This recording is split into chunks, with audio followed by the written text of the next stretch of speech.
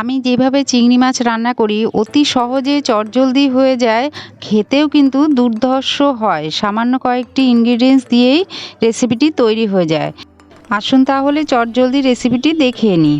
এখানে কিছুটা পরিমাণ গলদা চিংড়ি নিয়ে ভালো করে ধুয়ে পরিষ্কার করে কেটে নেব। প্রথমে মাথার কাছে শুঁড়গুলো আর পাগুলো কেটে পরিষ্কার করে নেব। তারপর মাথার উপরে যে শক্ত অংশটা ছুরির সাহায্যে কেটে নিয়ে ভেতরে একটা ময়লার থলি থাকে, সেটাকে বার করে দিলেই তবেই মাছটা কাটা কমপ্লিট হবে। একটু সময় নিয়ে ধৈর্য ধরে এই কাজটা করতে হবে। আমি আরও একটা মাছ কেটে পরিষ্কার করে দেখাচ্ছি। একটু ধৈর্য ধরে করতে পারলে খাওয়াটা কিন্তু বেশ জমে যায়। এই কালো মতো অংশটা মাথার দিকে, এই অংশটাই মেন, এটা ফেলতে পারলেই মাছটা কাটা কমপ্লিট হয়। এভাবে সমস্ত মাছগুলো কেটে কমপ্লিট করে নিলাম। আর এদিকে এই মাছের জন্য একটা মশলা তৈরি করে নেব। 2 চামচ পোস্ত, প্রায় 2 চামচ সর্ষে, কালো সর্ষে, সামান্য একটু লবণ আর লঙ্কা দিয়ে বেটে নেব।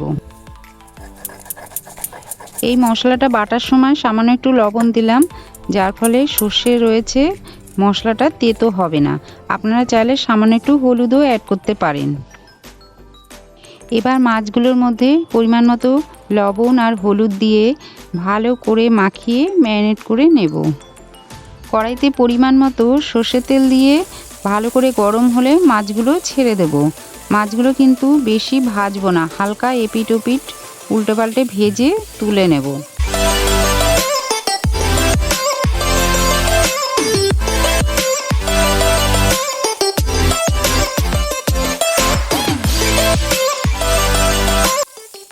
এবার ওই তেলের মধ্যেই কিছুটা পরিমাণে আমি এখানে 2টো পেঁয়াজ ইউজ করেছি। 2টো পেঁয়াজ কুচিয়ে হালকা করে ভেজে নেব। পেঁয়াজটা একটু ভাজা ভাজা হলে ওই বেটে রাখা মশলাটা দিয়ে দেব।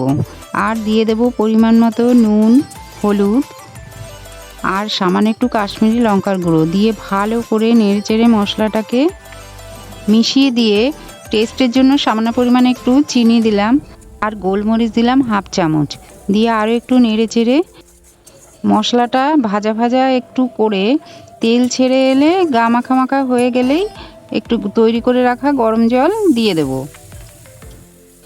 এবার একটু খুন্তির সাহায্যে ভালো করে নেড়েচেড়ে মশলাটাকে মিশিয়ে দিয়ে হাই ফ্লেমে 5 থেকে 6 মিনিট ফুটতে দেব। ঝোলটা ফুটে উঠলে এই চিংড়ি মাছগুলো দেওয়ার পর কিন্তু আর বেশি সময় ফোটানো যাবে না। 1 থেকে 2 মিনিট হালকা ফুটিয়ে একটু সামান্য পরিমাণে কনডেন্স মিল্ক আর গরম মশলা মিশিয়ে দিলেই তৈরি হয়ে যাবে আজকের এই অতি সহজ চিংড়ি মাছের রেসিপি। আর খেতে কিন্তু দুর্দান্ত হয় এই রেসিপিটা। তাহলে বন্ধুরা কেমন লাগলো অবশ্যই কিন্তু কমেন্ট করে জানাতে ভুলবেন না। লাইক শেয়ার কিন্তু চাই, আর অতি অবশ্যই কিন্তু সাবস্ক্রাইব করে চ্যানেলের সঙ্গে জুড়ে থাকবেন। সবাই ভালো থাকবেন, সুস্থ থাকবেন। সম্পূর্ণ ভিডিওটি দেখার জন্য অনেক অনেক ধন্যবাদ।